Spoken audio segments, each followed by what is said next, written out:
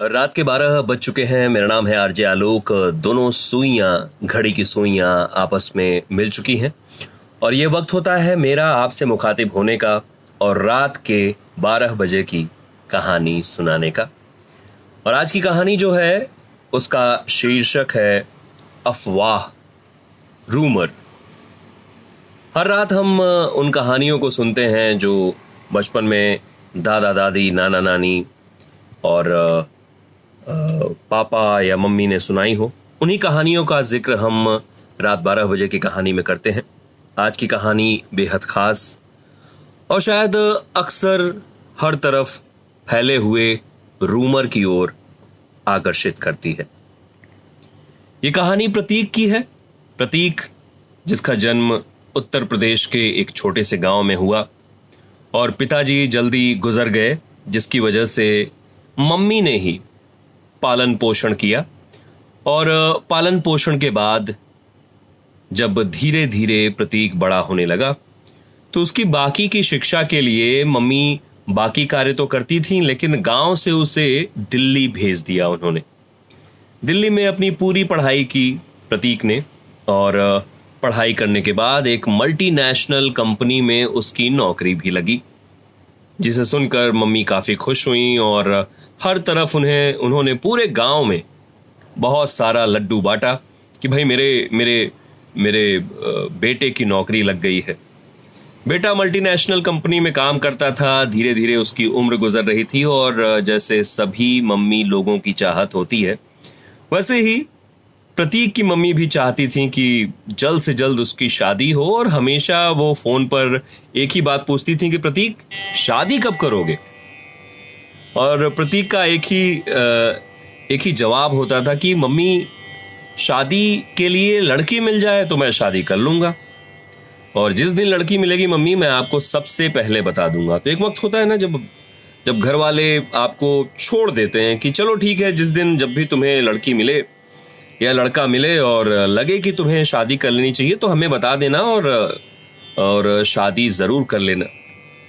खैर, प्रतीक multinational company में काम करता था और एक बार ऐसा हुआ कि उसके ऑफिस से किसी एक जन को चाइना जाना था अपने काम के सिलसिले में। तो प्रतीक के बॉस ने पूछा कि भाई, आप में से कौन जाना चाहेगा? उसने 4-5 लोगों से पूछा।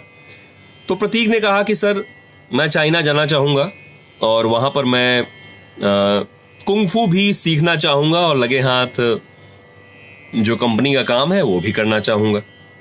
तो ये बातें सुन करके जो बॉस थे प्रतीक के बॉस ने कहा कि चलो ठीक है, अब तुम चाइना जाने की तैयारी करो और चाइना में कंपनी का काम तो करना ही, प्रायोरिटी उसे देना, और उसके बाद भले ही तुम्हें वक्त मिलता है तो तुम कुंग-फू सीख लेना।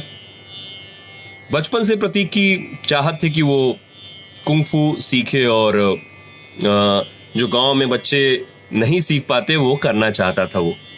बहरहाल दिल्ली के इंटरनेशनल एयरपोर्ट से चाइना की उड़ान भरी प्रतीक ने। कंपनी के हिसाब से वो सारा सामान ले गया था। चाइना में लैंड करते ही डायरेक्टली कंपनी के काम के लिए उसने शुरुआत की और जब शाम का वक्त आता था तो उसने एक गुरुजी रखे थे अपने पास, किंग हुआंग, और अपने गुरुजी से वो मार्शल आर्ट की और कुंग-फू की शिक्षा लिया करता था। तो दिन में काम और शाम के वक्त कुंग-फू की शिक्षा। तो इस शिक्षा के साथ साथ जब प्रतीक की मुलाकात हुआंग की बेटी किम से हुई तो दोनों के बीच में प्यार पनपने लगा। जिस दिन हुआंग नहीं रहते थे उस दिन किम ही उसे कुंग-फू और मार्शल आर्ट सिखाया करते थे। तो ये प्यार और भी आगे बढ़ा और 15 दिन के भीतर ही दोनों ने निर्धारित कर लिया कि उन्हें एक दूसरे के साथ शादी करनी है। जो गुरुजी थे, गुरुजी ने कहा कि चलो ठीक है, आप दोनों एक दूसरे को पसंद करते हैं तो शादी कर लीजिए। अब प्रतीक की शादी तो हो गई किम के साथ, जो कि उसके कुंग-फू के गुरुजी की बेटी थी, लेकिन उसी पल एक महामारी ने जन्म लिया चाइना में, जिसका जिक्र आज भी हम कर रहे हैं, कोरोना। कोरोना महामारी ने चाइना में जन्म लिया और उसी पल भारत से प्रतीक और जितने भी लोग वहां मौजूद थे सबको बुलाया जाने लगा। सो प्रतीक अपनी पत्नी, धर्मपत्नी किम, जो कि चाइनीज थी, उनके साथ वहां से फ्लाई किया और तुरंत भारत आया। और भारत आते ही कंपनी से लगभग 1.5 महीने की छुट्टी लेकर के वो अपने गांव चला गया। प्रतीक जब गांव पहुंचा तो गांव में मम्मी के सामने उसने अपनी मम्मी को सरप्राइज किया और कहा कि मम्मी, आप कई दिनों से कहती थी ना, कई सालों से, कि आपको एक बहू चाहिए, तो ये रही आपकी बहू, इसका नाम है किम।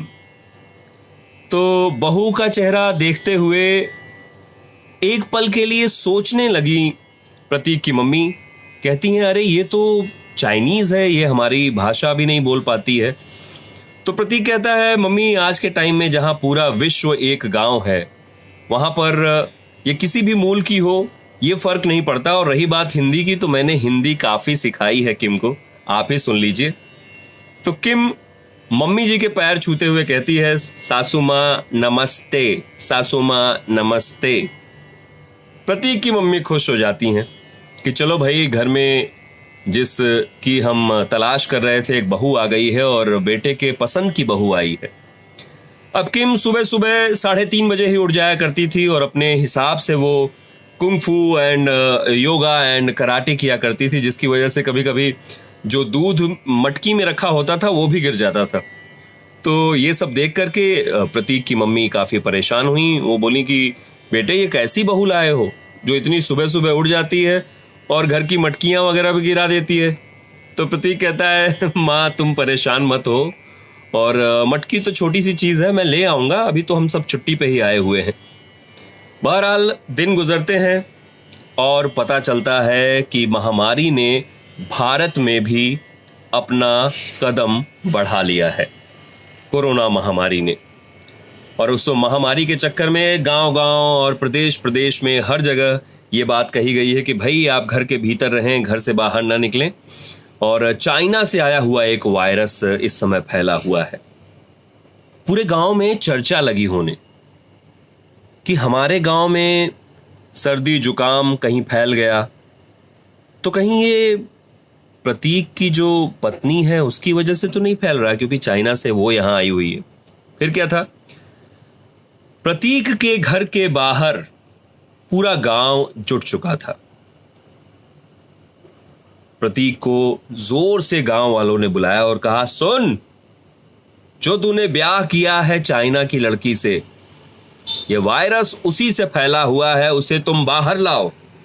प्रतीक बाहर आया और बोला, आपको शायद गलत फहमी हुई है, ऐसा कुछ नहीं है। लेकिन गांव वाले डटे रहे।